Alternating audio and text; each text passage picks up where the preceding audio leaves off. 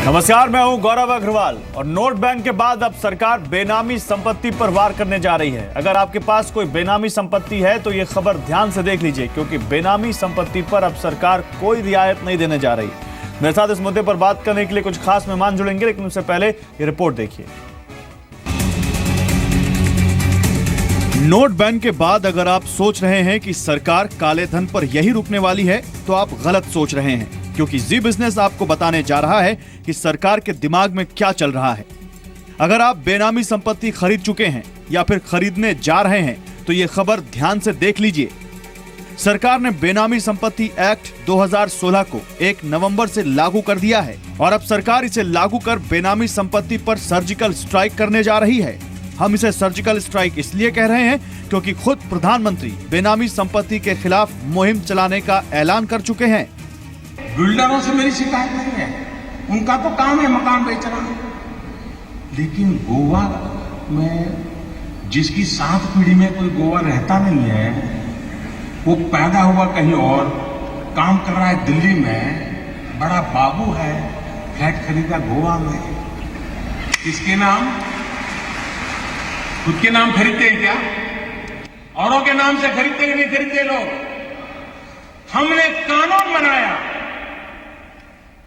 जो भी बेनामी संपत्ति होगी, दूसरे के नाम की संपत्ति होगी, हम कानूनन अब उस पर हमला बोलने वाले हैं। लेकिन इसे लेकर ना कोई नोटिफिकेशन आया, ना ही इस कानून को प्रभावी बनाया गया और पिछले 25 साल से इसे लेकर ना कोई प्रयास किया गया, ना ही सरकार ने कोई दिलचस्पी ली। मोदी सरकार ने आते ही मई 2015 में इसमें संशोधन किया और अगस्त 2016 में संसद से पारित करवाया। संसद के पास होने और सरकार की इच्छा शक्ति से अब लग रहा है कि बेनामी संपत्ति वालों की नींद भी उड़ने वाली है। आगे हम आपको बताएंगे कि बेनामी संपत्ति का मतलब क्या है और इसका इस्तेमाल कैसे और कहां होता है। प्रकाश प्रियदर्शी के साथ ब्यूरो रिपोर्ट, जी मीडिया। तो बहुत बड़ी खबर यह भी है और इसके लिए आप लगातार हमारे साथ जो एक्सपर्ट जुड़े हुए हैं उनसे आपसे जुड़े हुए सवाल पूछेंगे। मेरे साथ वेद जैन साहब हैं, टैक्स एक्सपर्ट, डीएस सक्सेना है, फॉर्मर कमिश्नर इनकम टैक्स, और मेरे साथ जयंत मिश्रा है, कमिश्नर इनकम टैक्स। तीनों लोग इस वक्त मेरे साथ जुड़े हुए हैं। आपका बहुत स्वागत है। अभी मेरे साथ थोड़ी देर में राजीव कुमार, इकोनॉमिस्ट, ये भी जुड़ेंगे, लेकिन इनसे पहले कि हम इनसे बात करें और कुछ सवाल पूछें, आपको बताते हैं कि बेनामी कहते किसे हैं और कितनी सजा होगी इसमें। बेनामी प्रॉपर्टी के नए कानून बेनामी ट्रांजैक्शन प्रोहिबिशन अमेंडमेंट एक्ट 2016 में बेनामी प्रॉपर्टी और उससे जुड़े ट्रांजैक्शन के दायरे को बढ़ाते हुए कई नई चीजें शामिल की गई हैं। ऐसी प्रॉपर्टी जो किसी के नाम पर है और उसने इसे किसी दूसरे व्यक्ति को डायरेक्ट या इनडायरेक्ट बेनिफिट पहुंचाने के लिए होल्ड किया है, यह भी बेनामी प्रॉपर्टी के दायरे में आएगी। ऐसी प्रॉपर्टी जिसका मालिक कोई और है पर असलियत में उसका कोई मालिक है ही नहीं, या फिर ऐसा जानबूझकर किया गया है, वो भी बेनामी प्रॉपर्टी मानी जाएगी। काल्पनिक नाम से ली गई प्रॉपर्टी भी बेनामी के दायरे में आएगी।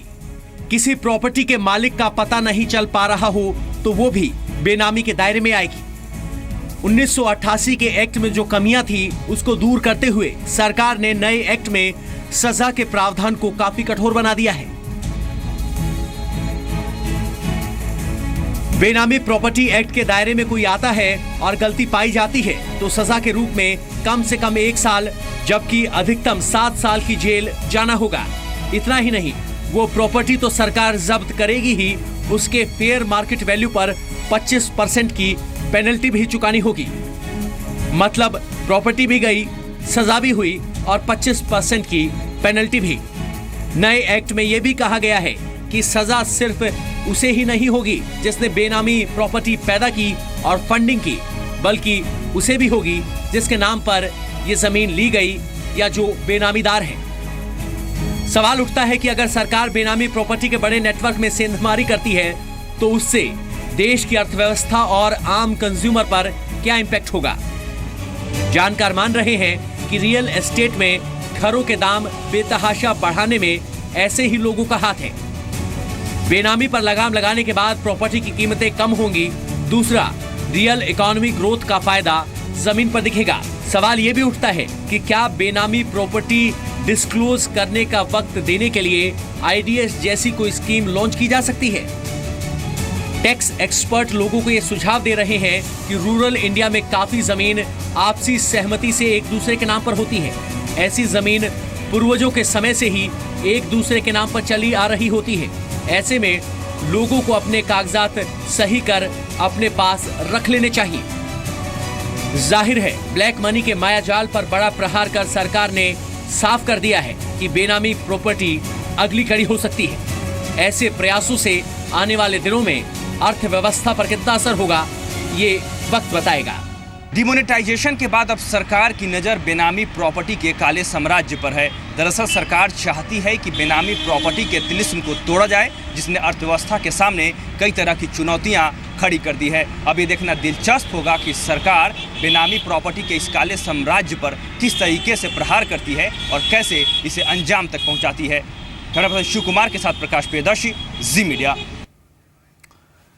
तो वेद जैन साहब, मैं आपके पास आऊंगा। सबसे पहले डीमोनेटाइजेशन, जिसके द्वारा सरकार ने काले धन पर बड़ा करारा प्रहार किया, और अब बेनामी संपत्ति पर सरकार का यह निर्णय, क्या लगता है आपको इससे काले धन रोकने में और मदद मिलेगी? देखिए, जब से नई सरकार एनडीए की बनी है मई 2014 से, तो सरकार की पूरी कोशिश है ब्लैक मनी और जो पैरेलल इकोनॉमी को कंट्रोल करने की। और जो हमने पहले कदम उठाया 2014 में SIT बनी, उसके बाद सरकार ने ब्लैक मनी एक्ट लाए फॉरेन एसेट्स के लिए, और अब पीछे IDS लेकर आए, और आज इस समय डिमोनेटाइजेशन हुआ। और आज अब ये जो बेनामी वाला एक्ट है, ये मेनली करप्शन को एड्रेस करने के लिए है। देखिए, बहुत सारे ऐसे पैसे हैं जो पॉलिटिशियन और ब्यूरोक्रेट के पास आते हैं, और वो पैसे, क्योंकि पॉलिटिशियन और ब्यूरोक्रेट पे कुछ ना कुछ आचार संहिता लगती है, जिसमें उन्होंने अपनी फैमिली के नाम जो प्रॉपर्टी होल्ड की है डिक्लेयर करनी पड़ती हैं, तो उनके यहाँ स्वाभाविक है कि अगर कोई पैसा गलत तरीके से आता है तो वो बेनामी प्रॉपर्टी में लगता है। तो उसके लिए ये जो कार्रवाई की गई है, सरकार ने जो बेनामी प्रोविजन ऑफ बेनामी ट्रांजैक्शन एक्ट नोटिफाई किया है, तो सबसे ज़्यादा जो इसमें मुश्किल आएगी वो ब्यूरोक्रेट और पॉलिटिशियन की आने वाली है। क्योंकि मेरा ऐसा मानना है कि बिजनेस कम्युनिटी का जो पैसा है बाय एंड लार्ज ट्रेड में लगा होता है, इन्वेस्टमेंट लगी होती है, और प्रॉपर्टी अगर उसने खरीदी है तो उसका सोर्स कहीं ना कहीं एक्सप्लेन किया होता है, क्योंकि वो इनकम टैक्स रिटर्न में इसको दिखा सकते हैं। ठीक है। चैलेंज है वो ब्यूरोक्रेट के और पॉलिटिशियन के लिए, और उसके लिए ये काफी बड़ा एक कदम होगा, और अगली कार्रवाई सरकार की वहीं पर आने वाली है। अगर ऐसा होता है तो करप्शन पे काफी अंकुश आएगा। DS सक्सेना साहब, आप भी इस बात को मानते हैं, और आपको लगता है कि जो सरकार की मुहिम है कि किसी तरह से काले धन वालों को पकड़ा जाए, करप्शन करने वालों को पकड़ा जाए और काले धन को रोका जाए, बेनामी पर अगला वार करने से ये बहुत बड़ा वार होगा? जी हाँ, मैं आपकी बात से पूरी तौर पे सहमत हूँ। ये करप्शन के अगेंस्ट तो वॉर होगा ही, ये रियल एस्टेट में मार्केट को बहुत सही करेगा, क्योंकि ऐसा देखा गया है कि जैसे ही कोई बिल्डिंग बनती है उसमें बेनामी नाम से बहुत सारे फ्लैट बुक कर लिए जाते हैं। एक आदमी के 7-7, 8-8 फ्लैट होते हैं एक ही बिल्डिंग में, लेकिन वो फ़र्क नामों से होते हैं। तो ये पॉलिटिशियंस और ब्यूरोक्रेट्स नहीं, ये बिजनेसमैन और बिल्डर्स वगैरह भी ऐसा काम करते हैं, और उनका एम ये होता है कि प्राइसेस को बढ़ाया जाए। तो बेनामी प्रोहिबिशन एक्ट जब अप्लाई होगा तो ये रियल एस्टेट के प्राइसेस जो हैं वो नॉर्मलाइज होंगे, सही होंगे। इसके साथ साथ बहुत सारी चीज़ों के दामों में भी कमी आएगी, करप्शन तो कम होगा ही होगा। तो मैं आपकी बात से पूरी तरह से सहमत हूँ। मेरे साथ जयंत मिश्रा भी हैं। जयंत मिश्रा साहब कमिश्नर इनकम टैक्स, उनसे भी बात करते हैं। मिश्रा साहब, आप कैसे देखते हैं बेनामी संपत्ति पर सरकार के इस फैसले को?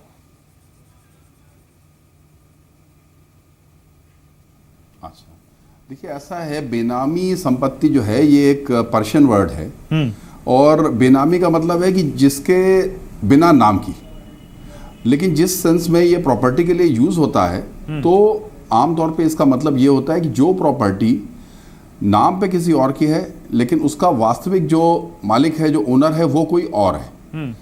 ये प्रक्रिया बहुत सालों से चल रही है, और बेनामी का लेने का तरीका, वजह क्या है कि क्यों लोग बेनामी लेते हैं? तो पहली वजह तो ये होती है कि वो संपत्ति जिस प्रॉपर्टी से, जिस धन से ली गई है, वो किसी क्राइम से या इस तरह की किसी गतिविधि से प्राप्त किया गया है कि वो व्यक्ति दिखा नहीं सकता है। ठीक है। तो उसको छुपाने के लिए, उस क्राइम को छुपाने के लिए, उससे जो धन अर्जित किया गया उस संपत्ति को छुपाने के लिए लोग बेनामी लेते हैं संपत्ति, किसी और के नाम संपत्ति ले ली। दूसरे टैक्स इवेजन के लिए, यानी जो टैक्स उनको देना चाहिए वो ना दें, किसी और के नाम पे दिखा दिया, वो उसका मकसद होता है। कई बार एक ही व्यक्ति, कई बजाय कि एक जगह वो संपत्ति दिखाई जाए, वो आय दिखाई जाए, वो 10 अलग अलग बेनामीदारों के हाथ में दिखा दी गई, उसको छोटे छोटे टुकड़ों में कर दिया गया और उसका टैक्स रेट्स का एडवांटेज लिया गया। तो और कई बार ये भी कारण होता है कि जो क्रेडिटर्स हैं, यानी जिनको देनदारियां हैं, उनसे छुपाना है, तो इसके लिए भी बेनामी संपत्ति कर दी जाती है। ठीक है। और कभी कभी कारण ये भी होता है कि अपने घर वालों से लोग छुपाना चाहते हैं, ऐसे लोगों से छुपाना चाहते हैं जिनमें उनका रुचि हो या वो उनमें कुछ हिस्सा चाहें, तो उनसे छुपाने के लिए भी हो सकता है। तो ये बेनामी संपत्ति को अर्जित करने का, बेनामी किसी। ठीक है सर, आप रहिए, मेरे साथ राजीव कुमार भी हैं। लेकिन राजीव कुमार साहब, आपसे एक दूसरा सवाल लूंगा मैं आपसे। राजीव कुमार साहब, क्या लगता है कि बेनामी प्रॉपर्टी के बारे में लोगों को कंफ्यूजन है, आखिर बेनामी और काले धन के बीच क्या कनेक्शन है, ये जरूर बताएं आप हमारे दर्शकों को। देखिए, असल में जो ये सारी बातें मेरे ख्याल में कुछ दिनों में साफ हो जाएंगी, जबकि बेनामी प्रॉपर्टीज एक्ट के तहत जो रूल्स बनेंगे उसमें ये सारी चीज़ें कायदे से डिफाइन की जाएंगी और करे जाना अनिवार्य भी है, जिससे कि सारी ये जो जितने सवाल हैं, कन्फ्यूजन है, ये दूर हो जाए। क्योंकि जाहिर है कि जब कभी भी उसके तहत कोई एक्शन लिया जाएगा तो वो जस्टिसेबल होगा, तो लोग उसको कोर्ट लेके भागेंगे। तो कोर्ट जो है, इससे पहले कि कोर्ट और अदालत अपना इंटरप्रिटेशन देने लगे, वो रूल्स बनना बहुत ज़रूरी है। एक अर्थशास्त्री के नाते मेरा जो मोटी तौर से मानना वो ये है कि वो सारी प्रॉपर्टी जो कि अवैध तरीके से, मतलब ये कि जिसको ख़रीदने के लिए आपका सोर्स ऑफ इनकम डिफाइंड नहीं है और आइडेंटिफाइड नहीं है, वो बेनामी प्रॉपर्टी में आ सकता है। मतलब ये कि जैसे कि आपको चार्टर्ड अकाउंटेंट्स कहेंगे कि हम सब लोगों को, हम सब व्यक्तियों को एक अपनी खुद की बैलेंस शीट बनाना चाहिए, जिसमें कि साफ दिख जाए कि हमारी आमदनी कहाँ से हुई और हमारा खर्चा कहाँ हुआ। तो जितने भी खर्चे प्रॉपर्टी को ख़रीदने में, चाहे वो मूवेबल हो या स्थिर हो या अस्थिर प्रॉपर्टी हो, जितने भी खर्चे उस आमदनी के सापेक्ष में आ जाते हैं, उसके तहत आ जाते हैं, वो बेनामी नहीं होगी। ठीक है। अगर आप उसको नहीं समझा पाए, अगर आप उसको नहीं ठीक से दिखा पाए, तो वो बेनामी प्रॉपर्टी के अंतर्गत में आ जाएगी। ठीक है, बहुत बढ़िया बात कह रहे हैं सर आप। तो जरूर हमारे दर्शकों को समझ में आ रहा होगा कि बेनामी क्या है और बेनामी संपत्ति अगर किसी के पास है तो आने वाले दिनों में क्या हो सकता है, ये भी हम आपको बता रहे हैं।